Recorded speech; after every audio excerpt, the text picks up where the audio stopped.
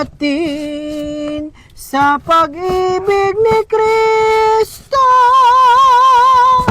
Sinong makapag-iwalay sa atin? Hoy, Meses, ano na naman iyang hinahasi mo diyan? Yak meses. Akin lang binabras itong aming pamunas diyan sa aming lababo At uha naman, madulas na. Anaki pati, nilulumot na. At ito namang aking mga kabahay meses ay mga wala lang pakialam. Ates! Ay pagkaganay ng aking mga kabahay, ay hindi aari sa akin! Baka sila'y pinagtititigsal ko. Ay, hi meses.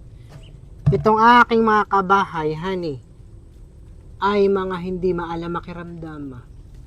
Kaya imbis na ako'y magkagalit, ay ako'y hindi na lang naimik.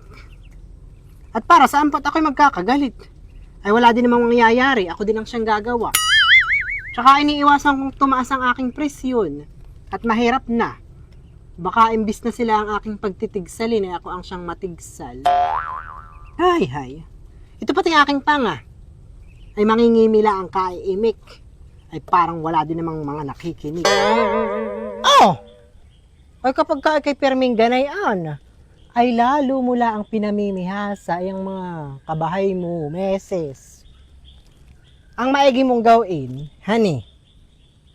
ay ikay bumukod na. At nang iyang mga kasama mo sa bahay may matok yan sa buhay. Ay bakit ako ang siyang pabubukodin mo? Ay bahay ko ito'y. Tanga kaya tayo. Itong aking mga anak ang matagal nang nakikipisan sa akin, sila ang dapat na bumukod, hindi ako. Tanga ka. Sarili kong bahay, ako palalayasin mo.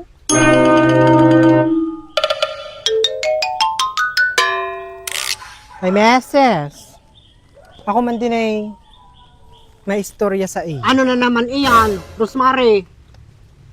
Siguro may balak ka na namang manghingi sa akin ng ulam, Idinadaan-daan mo lang sa mga paisto-istorya mong paganay. Tabaho! Grabe ka naman! Anong akala mo sa akin, Berna? Walang pabiling ulam? Hello! Menodo ang ulam namin kaninang tanghali. Huwag mo nga akong mahilo-hilo diyan, Rosemary. Hello ka din! Iyang ulam ninyong minodo, galing lang sa pistahan. Alam ko! At nabanggit sa akin ni Kumaring Linda na kayo namista sa kanila kahapon. Hello ka din! Ikaw ang hello!